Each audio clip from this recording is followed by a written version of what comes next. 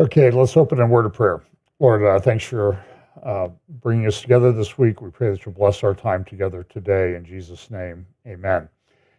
Well, I have a lot. It's starting late. I could say I'm short-staffed, but I'm always short-staffed, and there's a lot going on, and I try to stay current, and sometimes it's hard when it would be nice if the leaders of the world would sort of take a couple days off each week and take up golf or something useful and that type of thing. But anyway, so we're going to talk today about back and forth. So I've got my little Iranian chess king there with the turban on the top. So that's relevant today, I think. This is sort of what my typical Sunday morning looks like as I'm sort of analyzing the news and trying to make sense of it. We have this... someday I'm going to get around to talking more about the SEALs and that sort of thing. I get a lot of information from people. I get a book or two a week from people that, and I don't mind that you send me stuff, that's fine. I don't have a chance to look at it all the time, but everybody's sure they've got it all figured out. The problem is nobody agrees with anybody on anything. So they could just need to be a little bit humble about how that's going to work out. So I just think that these SEALs will, when they open, and then we'll get into argument, have they opened? And some people are saying that they are. That's for a whole different topic, but the effect of each SEAL does not come about immediately. And the effect of the first SEAL, for example, the White Horse, doesn't reach its peak until after, I think, the other SEALs have already opened. And that makes, I just think that's a better way to look at it. So this is what we talk about, each week. We talk about acceleration, convergence, logistics, and understanding. And that as we get closer to the end, I think we'll have a better idea as to how all of this fits together. I think we're getting some better pictures, particularly in the Middle East. So I'm going to spend most of the time talking about Israel and the Middle East this week. I'd encourage everybody to vote in the upcoming election. Of course, that's up to your conscience. But I'm reading, by the way, I have no predictions. I have that's kind of a fool's errand, I think, to make a prediction in this environment as to what's going to happen. And by the way, if the AI bots that send me all these texts about contributing to campaigns, I voted already, so you can stop. I don't think that'll stop. In fact, once I went and voted, I got more texts this week about, we need money. More than anything. So we're going to talk about the Middle East. And then I have some other things on the tech side and a big important meeting that took place in Kazan, Russia this week. So let's kind of put things in context. Remember, it was just about 4 weeks ago, not quite 4 weeks ago, that Iran sent 180 ballistic missiles into Israel. It was the largest ballistic missile attack by one country against another country at one time in human history. It was a very significant attack. Israel, as best as I can determine, I don't think when these things happen, I don't think anybody's exactly forthcoming with what's happened exactly in their country if they've been attacked.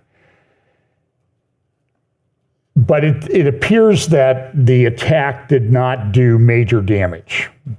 Doesn't appear that it took out planes, but there were probably 30 or 35 missiles that landed and exploded. They targeted mainly military installations, Mossad headquarters, military Air Force bases, that sort of thing. It appears that most of the missiles that landed hit the Nevatim air base down in the Negev in the south of Israel. and that's where they have a big squadron of F-35 fighters. And immediately once this attack happened, there was all the pro-Iranian propaganda channels were like, oh, the massive attack, Israel couldn't defend against anything, all this stuff landed. But some of the missiles appear to have been a form of a hypersonic missile, which means it travels at 5 times the speed of sound or more, and it can be maneuvered. And that makes it very difficult for the radar systems to pick that up and to adjust. Since then, there's been back and forth between Israel and Iran. There was an attack last night. I'll talk about that in just a moment. Israel, but before that happened, a few days, maybe less than a week before this attack, Israel had made an attack on an Iranian facility in Syria, and actually, from all reports, had put troops on the ground to go in there to attack. And there's some reports that they took prisoners in that attack, but I haven't been able to confirm that. But it was a pretty bold attack. They actually went into Syria. And I think part of the reason why if they would send special forces in there, they were going in there to try to gather intel. How's Iran manufacturing this? What's their process? That type of thing. And Israel's very good at analyzing intel. And you'll see some of that this week as I go through this update. So that happened in late September, and then Iran attacked, and then Iran said it's over. Because I think Iran is at a position where they don't really want to escalate. And as you'll see when we talk about this a little bit, Iran's really suffered some major losses in terms of its proxies. I saw a editorial cartoon. I didn't have I can't remember where I put it. Didn't have a chance to grab it, but it was kind of bloody. Showed a big, like, executioner sword that had cut off the right and left arms of Iran, of Ayatollah Khamenei. One was the hand of Hamas, one was the hand of Hezbollah. I thought that was, and I think that came from an Arab newspaper or an Arab person. So it was very, very telling and accurate as to what it had said or what it looked at. So let's go here to just some of the things that have happened this week, and then we'll go back to all the other stuff that I have.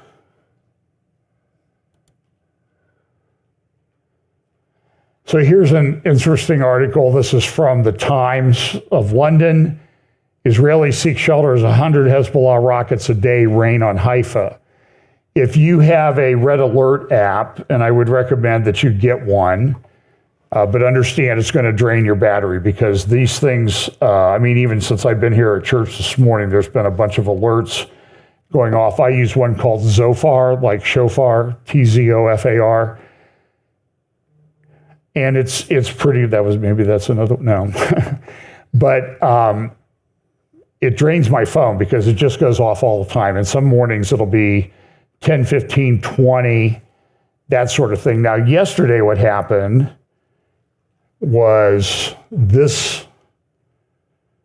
alert. And so all those red dots are places that have an alert. If you live in that area, and if you zoom in on this, you'll see that it's confined to a specific little geographic block. All of those places, that means you're supposed to go to a shelter. Now, depending on how far you live, so this is the north, that's Haifa there, sort of just below the middle on the left. Haifa Bay and the Nahariya, and then you see Tyre up here, that's in Lebanon. So that, you can kind of tell where the Lebanese border is, the Lebanon-Israel border, because of the way it snakes around there. That's pretty accurate. But so, for example, if you're down in the Gaza region, when they were still firing rockets, like back on October 7th and before that, I went to the kibbutz at Nirim, Nirim. It's probably the kibbutz that's closest to the Gaza border. And while we were there, this is just about 2 years ago, December of 2022, The lady that spoke to, one of the ladies that spoke to us said, I love this place, but it's 95% heaven and 5% hell. Because when the rockets go off, she said, I have 10 seconds to get to a shelter. Now, some places in the north here of Israel have 5 seconds. And we have friends that live in Nahariya, and they say, when they start firing rockets at us, we have essentially no chance. Because you can sit on their deck and you can see Lebanon from where they live in Nahariya. We went to another kibbutz, and they said, well, it's better here. It's 93% heaven and 7% hell because we have 15 seconds to get to a shelter. And then I talked to some friends at their house in Efrat, and the kids said, well, we have 1 minute and 35 seconds, so no problems here, you know. But understand that this is part of the psychological battle that's going on. They keep firing these rockets, 100, 200 a day, and these people are constantly having to run back and forth to bomb shelters. And it used to be, so for example, when the Gaza rockets are fired, it was a pretty narrow band along the border where the rockets could land. They had a few rockets that could go further, but what you've seen Hezbollah do is Hezbollah keeps expanding the area. And the goal of this is to get people to leave. Now, I think that this probably has had some impact on Hezbollah's battle plan. Hezbollah's battle plan was to do what Hamas did in Gaza. Come through the tunnels, attack people, take hostages, kill them, and take them back. And Hezbollah had plans to kill 1 million people. Because it's, you know, you get down to Haifa, it's pretty populated. But those plans were thwarted, and then when they started firing all these rockets on October 8th, the day after the Gaza war started, Hamas started the Gaza war, the villages along the border, about 450 of them, villages, towns, cities, have evacuated almost 100%. Some cities up there, Kiryat Shimona, they're 25,000 live there. I have friends who've been up there on tours with the military, and they say there's a restaurant there that says the only people who come here anymore. I'm still trying to run it. It's my business. It's my livelihood. But the only people that come here are soldiers. No, but it's destroyed everything up there. And so that's about 10% of the land area of Israel, the inhabitable land area. And it's just empty. But Hezbollah their goal is to displace everybody and to continue to expand that. So, but what happened though was that these red alerts went off. It wasn't really rockets. Israel had destroyed a Hezbollah base in the north, and that caused earthquake alerts. So here's a video of what happened up there in the north. You can see this massive explosion that they took, and then there's a bunch of secondary explosions with it because they're destroying a huge weapons depot of Hezbollah. So it's big enough that it caused earthquake alerts to go off in northern Israel. But the point, too, though, is these red alerts for rocket missile attacks go off all the time in the north. People are constantly running to shelters, and this is part of the psychological war. Of the 80,000 or so that have actually evacuated the north, they've surveyed them, and half of them said they're never going back. So this has a huge economic impact, and it shrinks Israel. Now, my opinion is that if you're shrinking Israel, then we're taking land that would be set aside in Area C, and we're going to settle it. And if you don't like it, tell your friends up there to stop. And I don't know what the solution is. So There's this is an article from Al Akbar newspaper, and the essence of the article is that they want to they're talking about shrinking everything.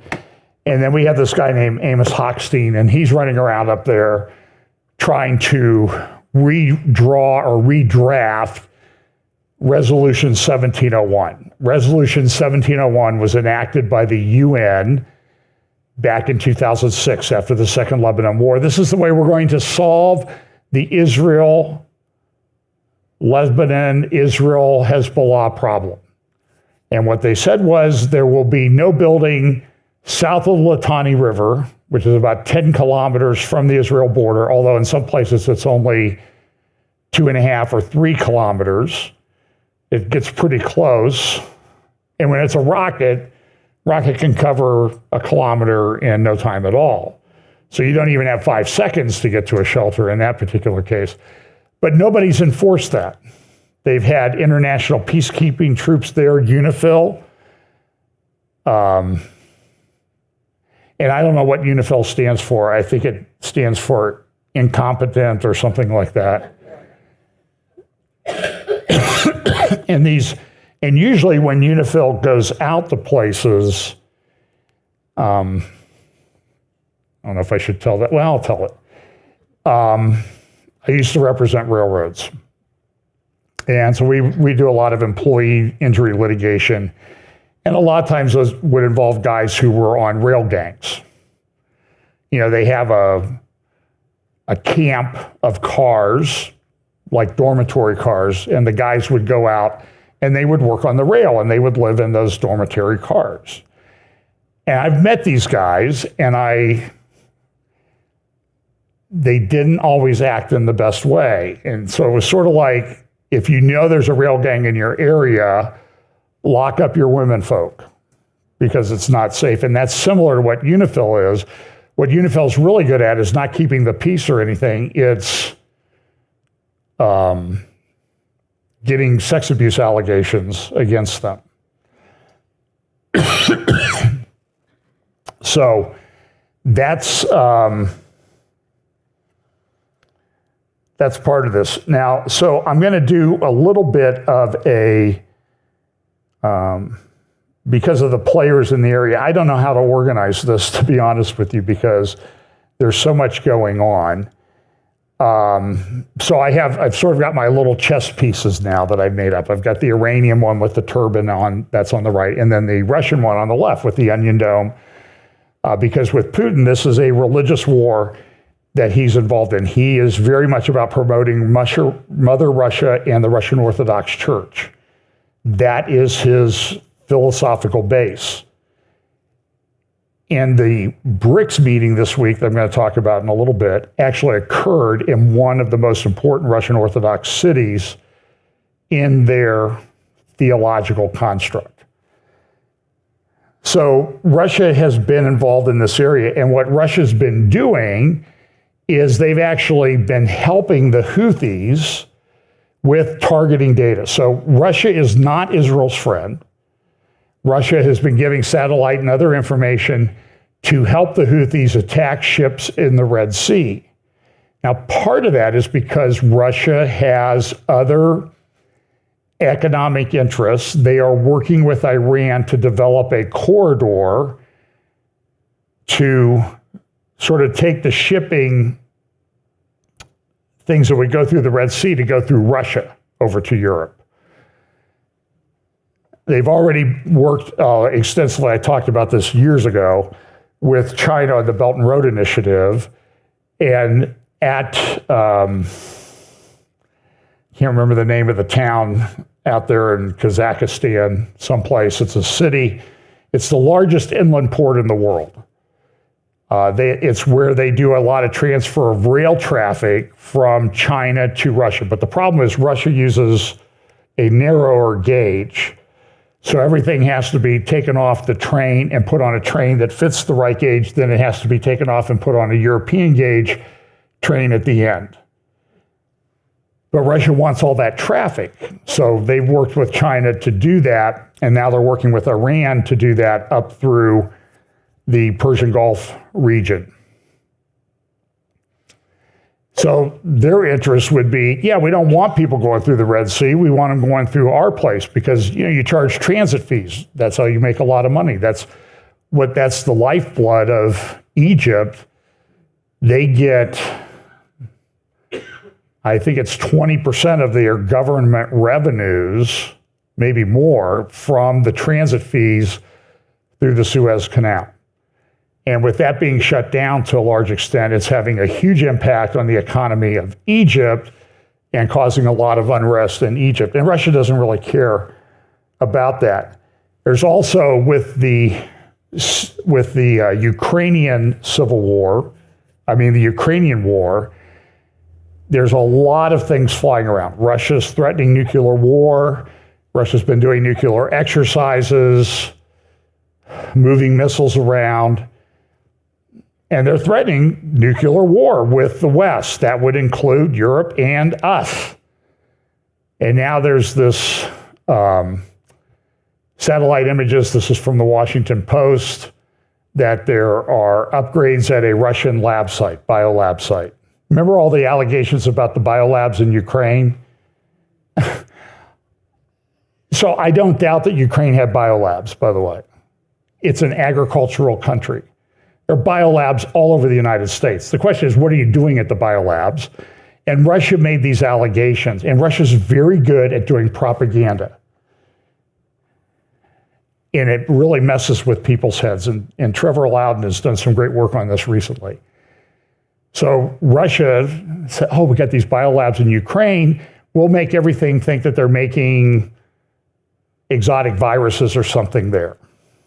And maybe they were, but Russia's been in control of a lot of those now for almost 2 years, over 2 years. And my question is, where's the proof? You've had control of you understand this is the way Russia works. They create the problem and it sets the narrative in place. For example, with the storms down in North Carolina, and by the way, if you can help out, there's still people that need a lot of help down there. And I just don't think, it's strange to me that the media is not covering this very much. And there are a lot of people missing, and there's no death tolls or anything. I follow the news pretty closely, and it's like, it's been memory hold. Nobody wants to pay attention to that. But one of the allegations was there's a lithium mine. They want to destroy the land so they can get this lithium mine. Well, the lithium mine already existed. And then BlackRock did buy stock in the company that owned the lithium mine. That's what BlackRock does. They buy stock in companies. But then the allegation came out, and I saw video after video, and I just saw somebody posting yesterday that Kamala Harris and her husband own over half of the stock of BlackRock. This is absolute nonsense. It's propaganda. But people, they don't bother to look. Okay, Kamala Harris and her husband do have, $6, $8, $9 million that they've saved up over their careers. Kind of interesting for somebody who's been mostly a public servant, but he works for a big law firm in DC. And they have a lot of that invested in BlackRock. But somebody took that, but BlackRock controls assets of like $11-12 trillion.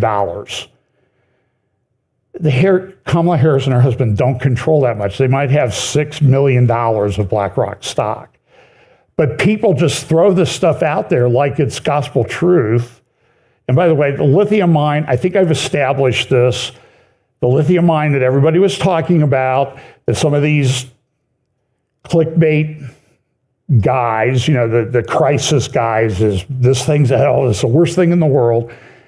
The lithium is right under Asheville.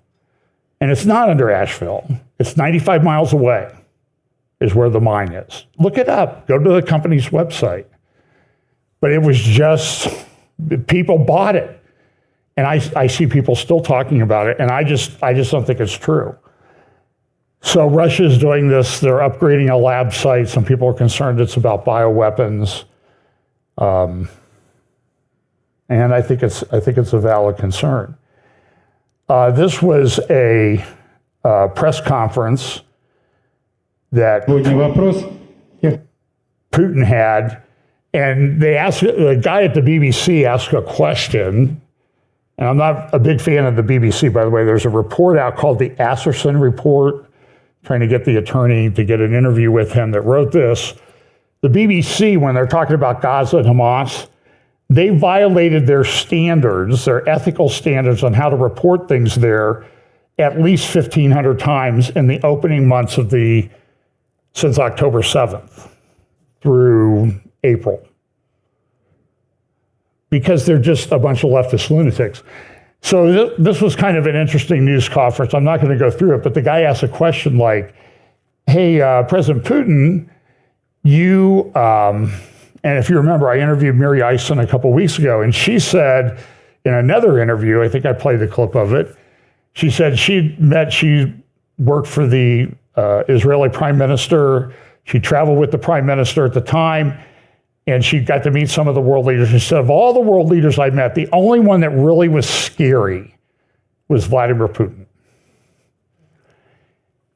And I think that she's probably right in that assessment. So this was a pretty brave question in Russia, asking Putin this, like, hey, so you said there were problems in the Donbass before the special military operation, but back in those days, nobody was occupying any land in Russia like the Ukrainians are now. No one was firing drones deep into Russia. Nobody was hitting office buildings in Moscow with drones or missiles. So did you really accomplish anything? And if you watch this whole thing, you can find it on the BBC website. You can see that he gets a little bit irritated. And I was like, I don't know if I would be.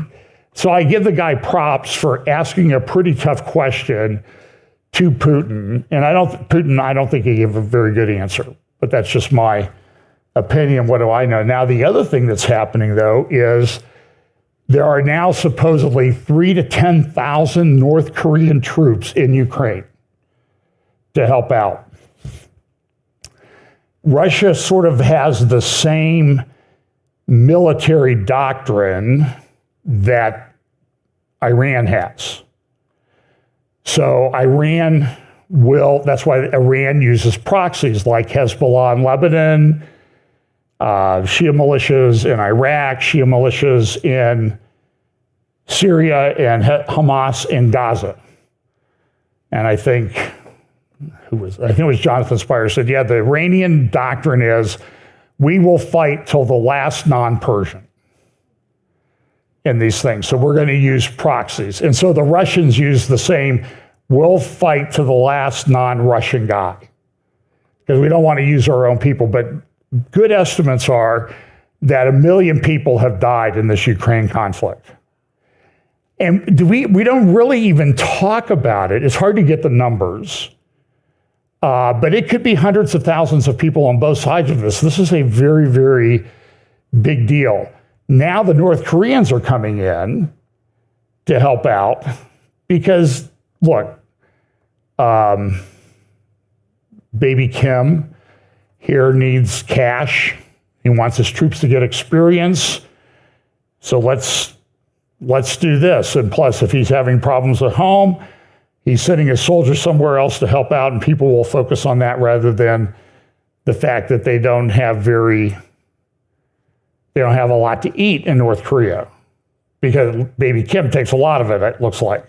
And I hear he's in bad health. But then again, I don't know if that's bad propaganda. And by the way, when you see these things with Putin and that type of thing, there's been these allegations all along that Putin's near death, he's got cancer, he's in bad shape. But I watched the videos from the BRICS. This is news conference, went for quite a while. There was a big meeting, you'll see some clips of it here in a moment, near the end of this. He sits there for like 3.5 hours. He's 72 years old. I don't even think he gets up to go to the bathroom. So you got to kind of admire that. Now, it doesn't appear he ever has a glass of water, so I don't know if I don't know, maybe he's got some kind of special apparatus or something, but it's pretty amazing. But he's not ill. But then again, I don't know if the allegations that he was sick didn't come from Russia originally anyway, because it makes him more sympathetic, and he'll get away with a lot more because people think, well, he's dying anyway, so what's the big deal? So I don't even know if you can believe, you just don't know where it's coming from. And so this is foreign policy, that this is a big deal. This is a third country entering into the Ukrainian conflict, overtly entering. And this is a picture of the capital of North Korea when Putin was there back in June, and you can see they have Putin posters all over the place.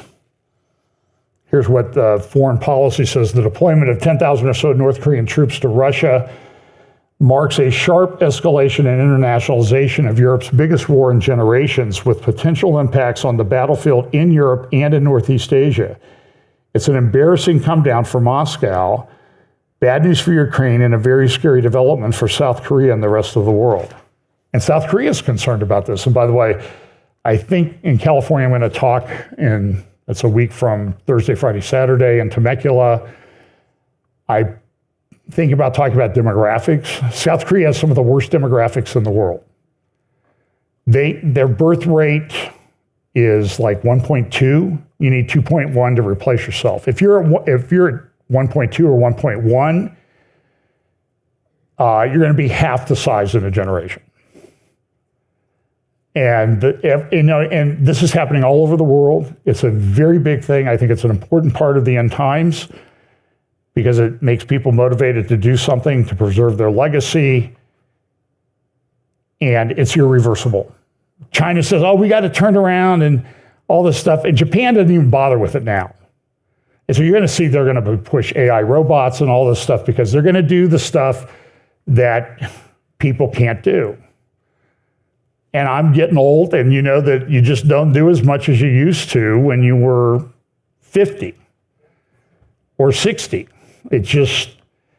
And who's going to do the stuff that you need to have done? So this all plays into a whole bunch of things.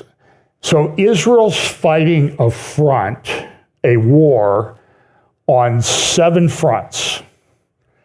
So you see Israel here, and here's one of the fronts is the Houthis in Yemen, here at the southern end of the Arabian Peninsula. And then the other fronts are more close in. You have Hamas and Palestinian Islamic Jihad, which we never hear about anymore, in Gaza, and to some extent in the area called the West Bank, which is biblical Judea and Samaria. You have the red pawn there. I use pawns because they're pawns of Iran. Popular Front for the Liberation of Palestine and Palestinian Islamic Jihad, huge problems in that area. So you have Houthis 1, Gaza 2, Judea Samaria 3, Syria, Shia rebels, that's 4, Hezbollah in Lebanon is 5, Iraq, Shia militias, that's a popular mobilization front. One of the groups in Iraq is 6, Iran is 7. But that's 7. I think there are 8. And here's an example of number 8. So this is, Two Wires or something is the name of the website, and they have a very good article just published the other day, how Wikipedia's pro-Hamas editors hijack the Israel-Palestinian narrative. And they talk about the fact that they go in and, Wikipedia, you can go in and edit the articles. And so they have like teams of people that go in and edit everything about Palestine and Israel to give it a pro-Palestinian spin. And they go in and they edit historical Wikipedia entries and that type of thing. And it's complete, total propaganda lies that they're doing, and they're weaponized to do it. And this article picked up on that. So let's look a little bit about what happened this week. This is early, it was like last Sunday it came out. that secret papers from the U.S. had detailing Israel's possible attack plans on Iran had been leaked to the press, or they've been leaked to somebody who put them on a pro-Iranian Telegram channel. And it appears there's an FBI investigation that's been opened about it. I'm sure they'll be doing a very unbiased investigation like they've been doing on things for the last few years. But it appears that these came from within the Biden administration, somebody in that apparatus. There is a lady that works at the Department of Defense. She has now been appointed as something like counterterrorism trainer at the Department of Defense. And she was up in the Pentagon echelon, and now she's been promoted or transferred over to this. She's very pro-Iranian. She's worked with Iranian front groups before to push the Iranian agenda. And she got promoted. And my question is this another example of what happened when President Trump was coming into office the last time? A president can appoint around 3,000, 3,500 political appointees. They have to be approved by the Senate. So it takes them a little while to get up and running. But what the Obama administration did before Trump came in was a lot of those political appointees were moved over to jobs where you can't fire them. They're protected by the rules, the law. And so my question is she one of the ones that's being moved over just in case Trump is elected again in a couple weeks, as if we're going to know in a couple weeks that the election is over? I don't know. I suspect that that's the case. And so you need to be very cognizant of that. So Hezbollah, they keep going. This is the article in the New York Times. This is foreign policy again. Israel's killing of Sinwar is not a turning point. And there's a big controversy. Everybody argues about it. Does it make any sense to take out the leadership? Because there's just going to be somebody come along behind them and replace them. But sometimes the biggest ideologues rise to the top of these organizations, like Sinwar. And then they took out Hania. And so they combined Hania's position into Sinwar. Now Sinwar is gone, and the question is who's going to come in to replace them? Israel's done phenomenal in Gaza. This is the most deeply embedded terror base ever found by anybody in human history. Hundreds of miles of tunnels, supply lines from Egypt, and Egypt's, the people in Egypt are skimming millions off the top and controlling things and bringing weapons in and getting a cut of that. And that's why Israel wanted to go into Rafah, because that's where those tunnels from Egypt were. Egypt has the show of this phenomenal border wall and fence, but it's not really, it's like Swiss cheese, because there's big holes underneath that you can drive trucks through, the tunnels. So I don't know. I think that taking out the leadership is a good thing. And Israel's sort of demonstrating this in Lebanon. They took out Nasrallah, and then they appointed this guy, Hashem Safadine, and he was martyred within a couple days of being appointed. And that was just confirmed this week by some, and they always use him. He was a martyr like Hezbollah, Nasrallah at Hezbollah. He was a martyr of Al-Quds Road. He was murdered on the road to Jerusalem. And that's what this thing is about. And they use that Dome of the Rock image everywhere you look. And so this is from Ayatollah Khomeini's website on the left. The courageous Mujahid Sayyid Safadine joins the ranks of martyrs. And then this was the newspaper this week at the Tehran Times confirming that he'd been taken out. And he was taken out back in early October. And they just got around to confirming it. And I don't think they've had a funeral for Nasrallah yet. And I think they're not doing it, in part because they're smart enough to know that Israel will use that as a major intelligence gathering opportunity. So this is the Tehran Times. Sinwar's war continues, and then from Ayatollah Khamenei's website just this morning about how courageous he was. He was a martyr, and it shows him sitting in that chair, of course, but in this one he has his arm, and the other one he didn't. So this was kind of an interesting, this is going to go for a few minutes. This is IDF spokesperson Rear Admiral Daniel Hagari, and what he's doing is he's exposing the finance hub of Hezbollah. Tonight, we're exposing Hezbollah's financial network and how Hezbollah uses it to fund its terrorist activities. In recent years, the state of Lebanon has experienced a deep financial crisis, which was exploited by Hezbollah. Hezbollah's main financial arm is the Al-Qard Al-Hassan Association. It provides financial services to Lebanese civilians and pays the salaries of Hezbollah's operatives. Al-Qard Al-Hassan, which violates the international law, is sanctioned by the United States and other Western countries. Hezbollah's financial network is based on two main sources of income: money from the Iranian regime and money from the Lebanese people. Iran's Quds forces transfer money to Hezbollah from Iranian oil sold in Syria. Iran also sends suitcases of cash and gold by planes to the Iranian embassy in Beirut, and then directly it goes to Hezbollah. Hezbollah has also built factories in Syria, in Lebanon, in Yemen, and in Turkey that provide income for its terrorist operations. Hezbollah Unit 4400 manages this financial network. It was run by Jafar Ksir, also known as Sheikh Salah, until he was eliminated in a precise strike in Beirut at the beginning of October.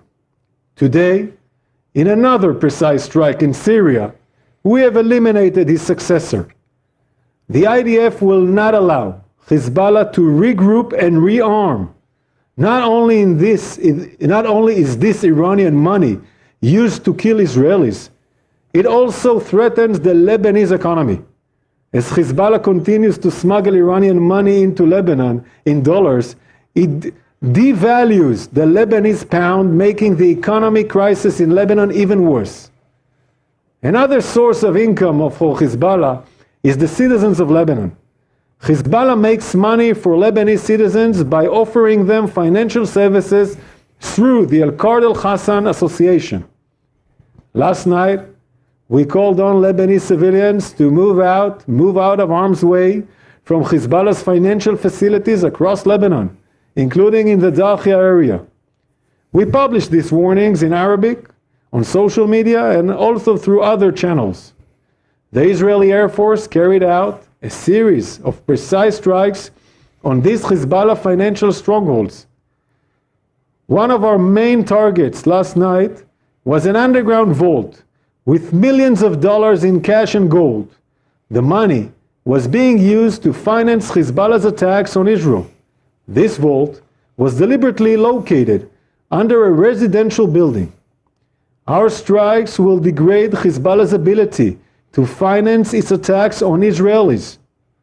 Tonight, I am going to declassify intelligence on a site that we did not strike, where Hezbollah has millions of dollars in gold and cash.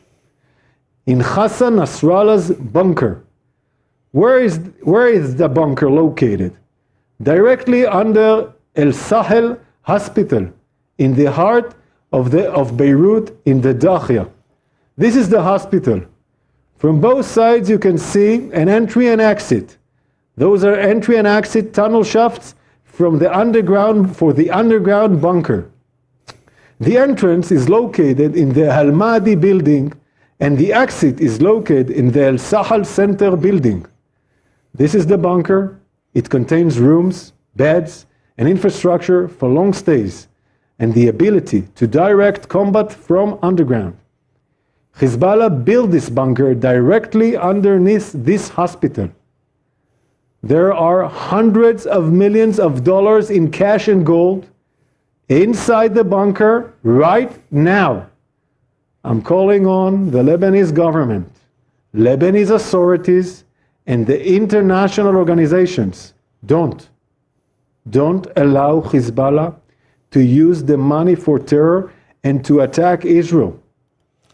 Now, this is a kind of a brilliant psychological operation, because what they're doing is they're saying, okay, folks, we know you people, this is the subtext that they don't say out loud, we know you people in Lebanon, you don't have no money, your economy's in the dumper, you don't have electricity, you only have electricity if you know somebody, somebody has a generator, the banks aren't open, the currency isn't worth anything, but they got gold and cash here in this bunker. And that has a couple of effects. People will say, well, how did Hezbollah get all that money in gold? That's not fair. I don't like Hezbollah having money in gold when I don't. And then the people that work for Hezbollah are saying, hey, we're not getting paid. Maybe I should go get my salary directly myself, self-help. And I like the Wall Street Journal, but this, sometimes I wonder who's running their editorial board. They put up this article, and the headline is, Israeli accusation imperils Beirut hospital. Now listen, he never said it was in the hospital. He said it was in a bunker under the hospital. So what did we see? We see a parade of all these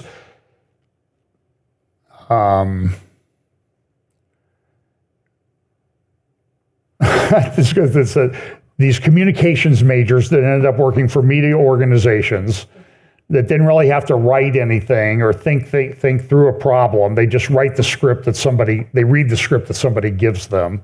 I'm sorry, that sounds kind of as a put down. And so they're parading, they're going through the hospital, they're taking film crews down through the basement. There's no gold or cash here. There's treatment rooms and that. Folks, it wasn't in the hospital, it was in a bunker underneath the hospital. By the way, other media did report that they got to some big steel doors in a couple places, and there were Corleone mafia type family guys guarding the entrance, guarding the doors. I'm sure that was just, I'm not sure what they had on the side, stock of chicken soup or something. But the media just played along, and they got played by Iran and Hezbollah to be propaganda, and the Wall Street Journal fell for it. Now, also in southern Lebanon, this is from the Times of Israel, and this is an article by one of their terror guys, and he's saying, listen, we went to a Lebanese border village, and they took us through these tunnels. The tunnel was 2 kilometers long, that's 1.2 miles. And this thing had been built over a period of about 15 years. It had dormitories, it had bed space, it had weapons stores, you can see the electrical lines, electrical junction boxes, weapons. I think you'll see a shower here. Yeah, here's a shower. I even had a hot water heater on the wall there. And so they're planning to do this, and they're going to take people, come across the border, take people back through these tunnels, and you can see they're embedded. They're drilled through bedrock and that type of thing. So here is this article about 1701 with Amos Hochstein, and the title of the article is, Does Hochstein Have a Different Israeli Vision? The resistance is preparing for an Israeli escalation before the U.S. elections. So the Hezbollah people think we're going to have an escalation from Israel before the U.S. elections. And then there are people saying, well, Israel doesn't really want to escalate things before the elections because it might affect how the election goes. But then again, we have people that are leaking plans, always these leaks to people in the press about what Israel's going to do or planning on doing. And I would just say, I think Netanyahu and the government have sort of reached the position that we're going to do what we need to do to protect Israel, and we'll tell the U.S. about it later, maybe. We don't need their permission to do anything. We're a sovereign country. But, Biden's out there. Well, we're making peace in the Middle East. And then Kamala Harris has, if anybody can figure out what her position is on Israel, let me know. Okay. Actually, if you can figure out her position on anything, let me know. I think the best part of that Bret Baier interview of her was, you said, Madam Vice President, that the country is on the wrong track. Yes, she said, yes. But you've been running the track for the last 3.5 years. Well, we know that this is about Donald Trump. He's been running for president for a long time. Yeah, but you've been in charge for the last 3.5 years. She goes, well, we're going to do more than we've already done. It was pretty bad. This is sort of related to these articles. This is from Open Source Intel. These are just people that read the news sort of like I do and try to figure out what's going on. Hezbollah is reportedly facing an unprecedented wave of defections in southern Lebanon, prompting it to deploy reinforcements to counter Israel's ground operations. According to Saudi newspaper Elof, and sometimes Elof's not always reliable, so take it with a grain of salt, many of Hezbollah's regular and reserve members have fled the south with their families, with some relocating to Syria. Now, why would this be?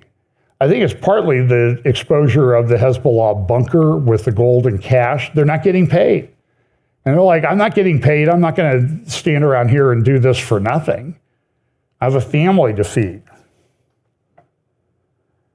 And then here's this, I meant to put this article. This is the daring raid on a secret lab in Syria started the drive against Hezbollah.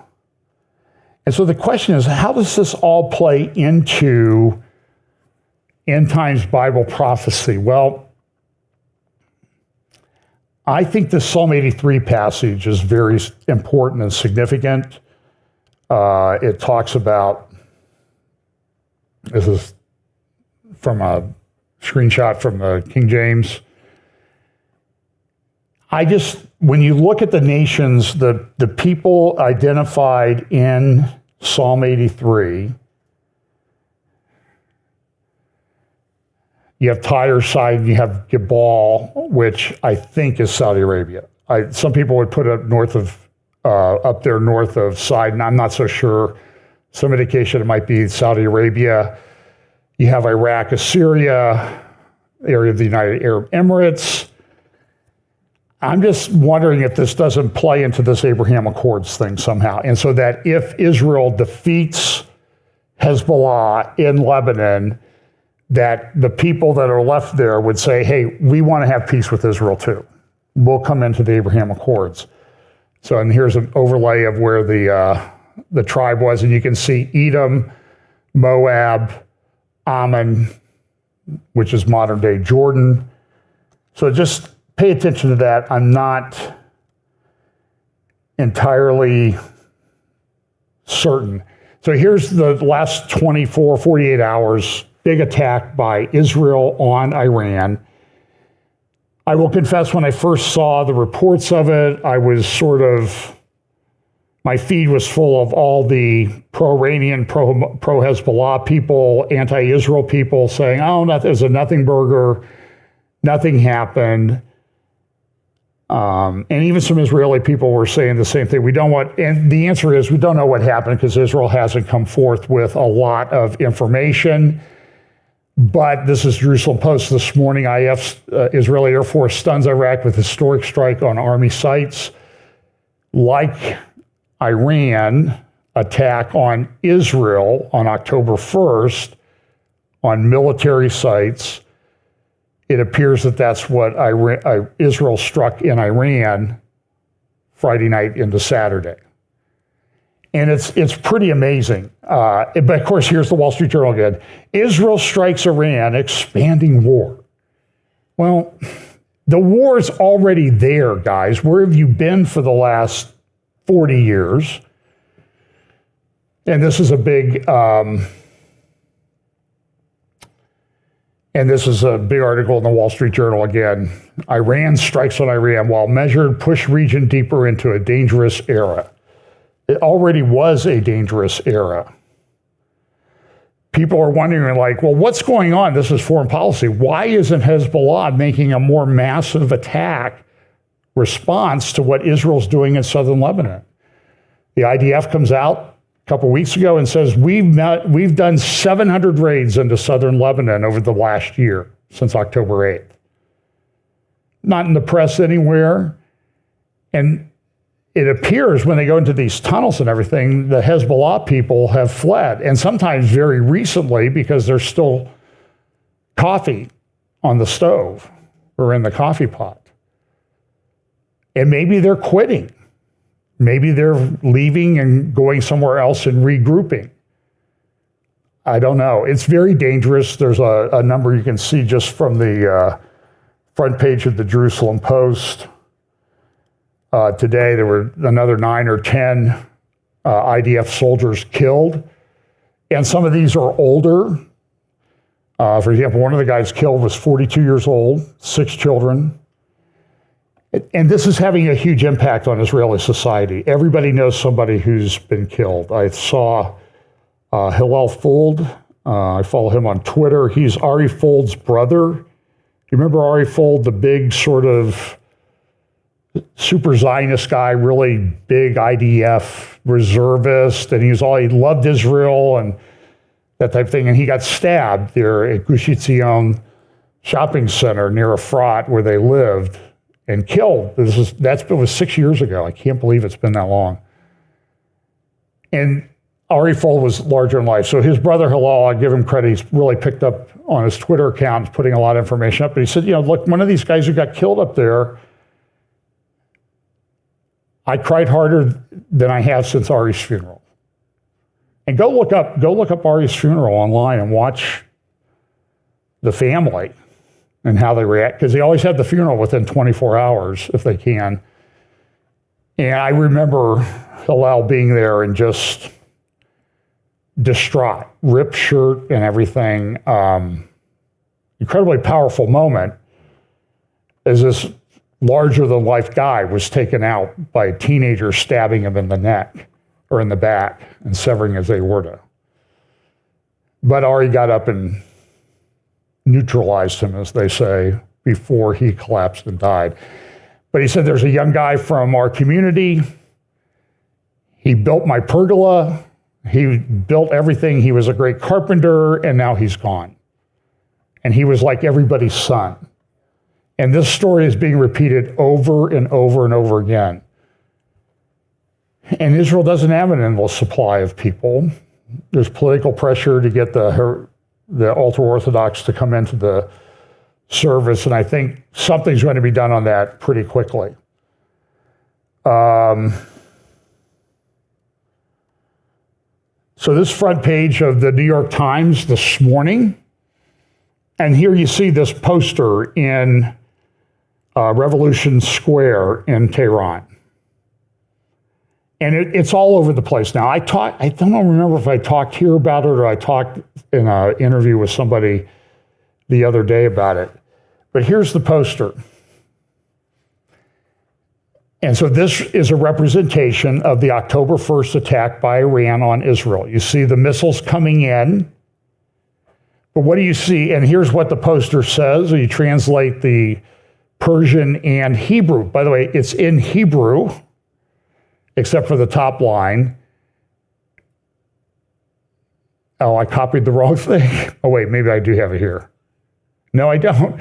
It just says, we're at war, we're strong, and you're toast, and this is just the beginning, is what it says. That's the Haller Hebrew interpretation, which is pretty pathetic, but I thought I copied the Hebrew one, and I copied the Hebrew one. I thought I copied the English translation. My editor took the morning off. But look at this. But what do you see in this poster? This is Jerusalem, right? There's the Dome of the Rock. So my question is, we always wonder, well, how do they build this temple? By the way, There are guys up on the Temple Mount sounding the shofar recently. They did a water libation, guys in the priestly garments. There's a model of the Ark of the Covenant in Israel, right in Jerusalem right now. And they're making plans for this. And the question is, how do they get rid of the Dome of the Rock? Well, maybe those missiles aren't so well directed. And maybe their own missile takes it out, gets the targeting information messed up.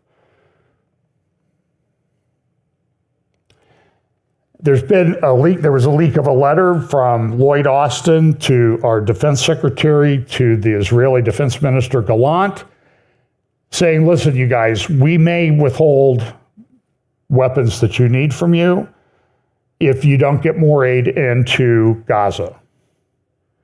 Well, the problem with putting aid into Gaza is Hamas steals it, sells it, makes money. So Israel says, look, if we send aid in there and it gets stolen by, you're just funding Hamas. We don't care. The U.S. says, we don't care. You got to get aid to people in Gaza. And even though they keep finding these UNRWA employees embedded with Hamas and serving in Hamas. And now Blinken, this is in the Friday Jerusalem Post, he's hinting that the U.S. might limit Israeli military aid. So the very simple solution to this, if you don't think that's a wise thing to do, vote against the people that hire guys like him. So this attack was pretty amazing. It was a multi-wave attack. It went across, don't know the exact routes, but let's just say they went across Jordan and Iraq, and they took out an installation in Syria on the way, air defense thing. They went and they took out different types of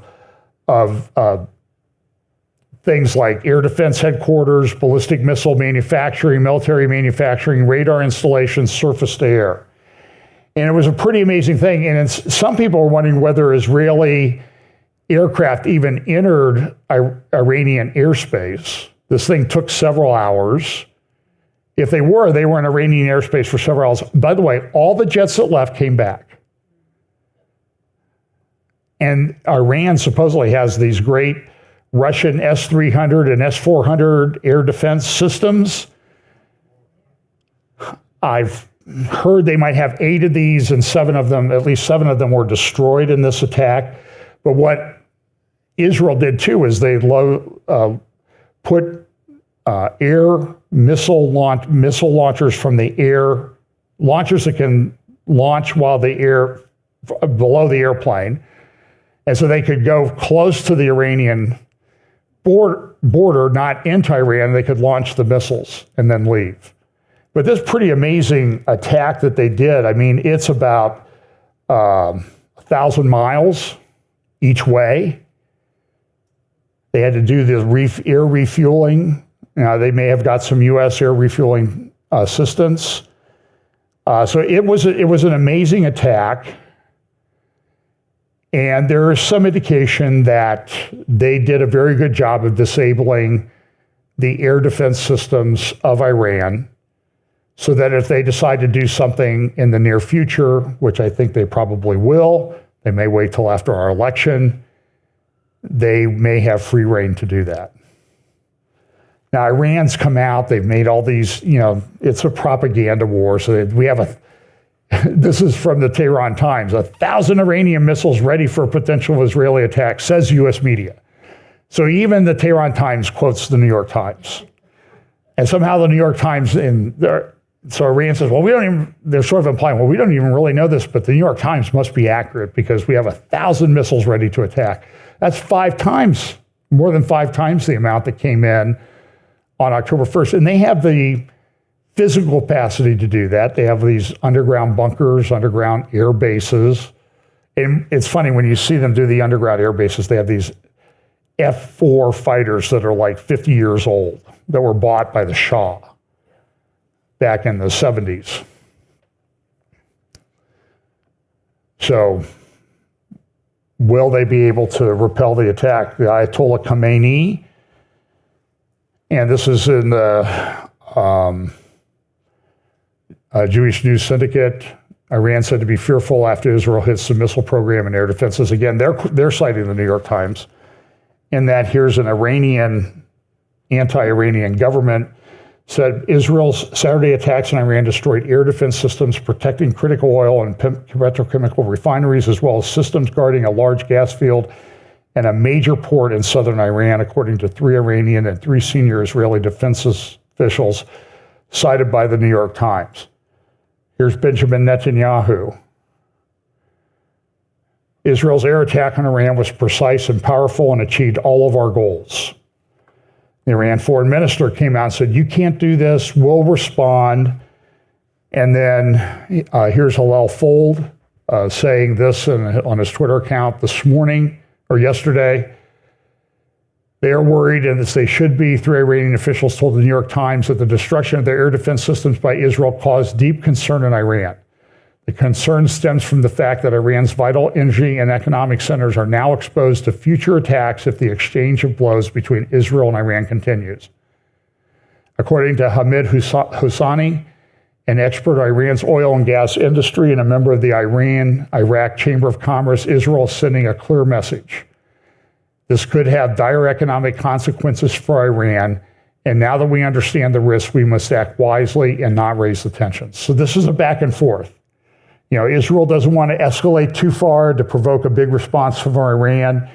Israel came out and said, we're done. We did what we wanted to do. And now, of course, the Ayatollah has to come out. He was tweeting this morning, we must show the Zionists the power initiative of the Iranian people. The second topic relates to their evil doing 2 nights ago.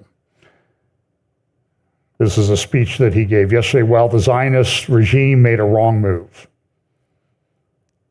And of course, they keep magnifying what they've done. Their magnification of the matter is wrong, but also bear in mind that downplaying it is wrong too.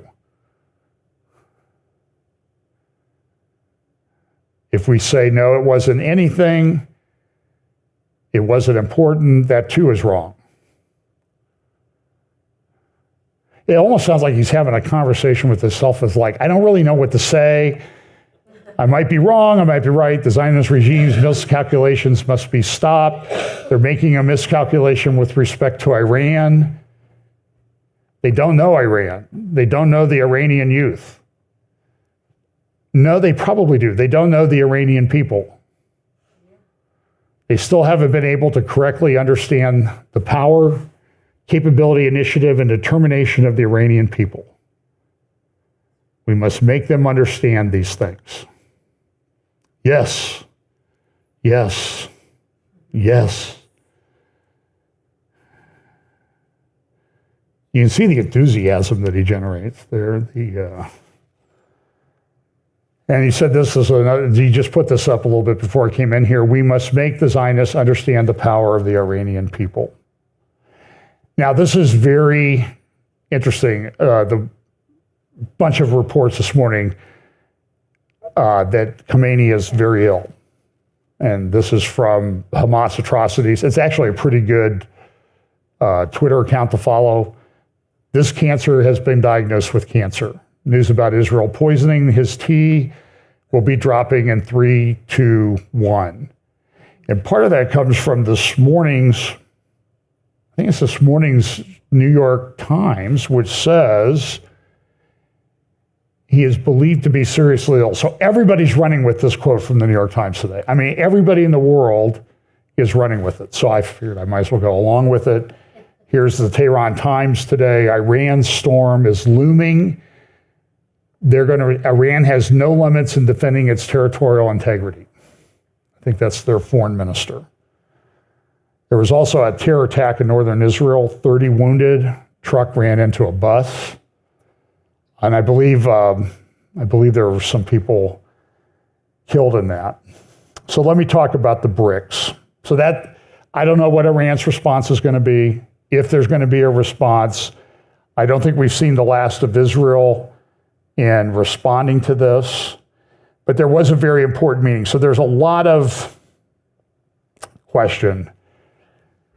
about our economy, the dollar. The dollar is the reserve currency of the world, and there's this organization, and it was given this name years ago, like 15, 16 years ago. They were just kind of meeting together to try to do some joint economic development. It was Brazil, Russia, India, China, and South Africa.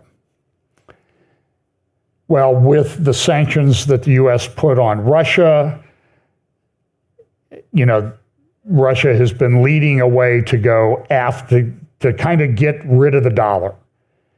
And part of the problem with putting sanctions on everybody in the world, which our government has been doing, is if you're the reserve currency of the world, people will go leave your currency because they don't like being sanctioned. They don't like having their bank accounts frozen and that sort of thing. So they had a big meeting in Kazan, Russia this week, Wednesday through Friday, and everybody was there. Well, not everybody. There not really anybody from Europe. Here's the guy from the Sheikh, the president of the United Arab Emirates. And it's always funny. I love the tables in Russia. So this is sort of the smaller table, and I think they have you'll see a bigger table later. They have a really big table where it's in Kazan, Russia, and that's a very important thing to the Russian Orthodox Church. You may have heard me talk about this many years ago. I was reading a publication at the time, I don't even know if it's still around or not, Investors Business Daily. Wait a minute, they were going to say, what does Investors Business Daily have to do with the Russian Orthodox Church in Kazan, Russia? I'm going to tell you. The article said, in Investor Business Daily, it says, there was a flight around the Crimean Peninsula back in 2014, and it's believed that Putin had put an icon, the most famous icon in the Russian Orthodox Church, the Lady of Kazan, on a plane and flew it around the Crimean Peninsula before Russia invaded Crimea to take it back. And so I started researching this icon. They don't know if they have the original anymore. They think they might, but how Russia, it disappeared for a long time. And then there was a phone call made by the Brotherhood, Sisterhood of Fatima, Portugal, where they had that vision. The Shepherd kids had that vision back around 1917 or so. And supposedly there's a prophecy that they got about Russia, that the Pope would consecrate Russia to the world. And the people from Fatima called John Paul II and said, hey, we got this Lady of Kazan icon here in Fatima, so they sent it to the Vatican. So Putin, about 20 years ago, goes to see John Paul II. He's very frail. And sitting on the table between them is this Lady of Kazan icon. Very strange thing, but it ended up back in Russia. John Paul II was going to take it, but he was too old to go, so he had a cardinal take it, and they had a big leaving the Vatican ceremony and coming to Russia ceremony. And then Putin takes this icon, supposedly, and flies it around the Crimean Peninsula before he invades Crimea. And this is how the Russians have used that icon. It led the Russians into war, I think, against Napoleon. And like I said, it disappeared, may have been redone, but some people think that the original is actually there. But John Paul II prayed to that icon, the icon of the Virgin Mary. It's called Our Lady of Kazan, the Black Madonna. He prayed to that in his private chapel every day. It was his favorite icon. And so I just thought it was very strange that I was reading about this in the Investors Business Daily. So the president of Iran was there. Tehran Times, this is a golden opportunity. Here you see Modi from China, South Africa, Egypt, United Arab Emirates, Iran, Belarus, Azerbaijan, Armenia, everybody in their, I guess everybody and their brother. There's one sister that made it in there somehow. But so they had these meetings, press conferences. that was what I showed you before was the big table. This was the smaller table for the restricted meeting. Where did they get these things, by the way? That's, I guess, does IKEA have like the giant table collection or something? And of course, here's Mahmoud Abbas. There's Putin at a press conference. There's Erdogan. There's Xi from China. Here's the big table again. And you can see, and by the way, this thing goes on. You can find the video on the Kremlin website with English transcript, English subtitles, English translation. And so they're having this big talk. We need to do something to fight against the dollar. And they're proposing using some kind of new currency. Now, the problem is replacing the dollar as the world reserve currency will be difficult. There's Guterres from the UN is there, of course. I think you'll see Abbas in just a moment. You see Lavrov, the foreign minister of Russia, there behind Putin. And Putin's running this thing for like 3.5 hours. It's pretty amazing. That was the guy from, I think that was Armenia. Here's the guy from the United Arab Emirates. There's Abbas.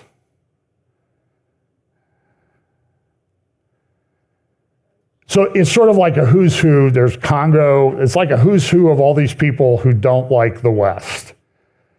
There's a guy from Azerbaijan, Xi from China, and they all,